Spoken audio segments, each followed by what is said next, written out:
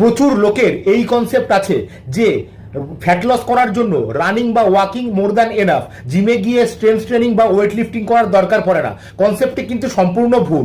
আমরা যদি কল্পনা করি যে একটা মানুষ 1 ঘন্টা কার্ডিও করছে বা 1 ঘন্টা ওয়েট লিফটিং করছে, তাহলে কিন্তু ওই যে 1 ঘন্টা সে কার্ডিও করছে, সেই 1 ঘন্টায় সে 1 ঘন্টা ওয়েট লিফটিং করার থেকে অবশ্যই বেশি ফ্যাট বার্ন করছে।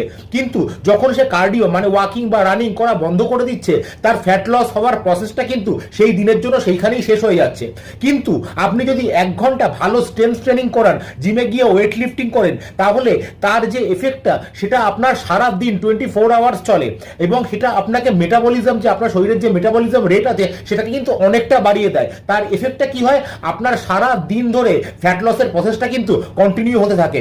এটাই হচ্ছে স্ট্রেংথ ট্রেনিং এবং কার্ডিওর মধ্যে পার্থক্য। আমি রেকমেন্ড করব স্ট্রেংথ ট্রেনিং এর সাথে কার্ডিও, এটার একটা গুড কম্বিনেশন করলে সব থেকে বেস্ট রেজাল্ট পাবেন।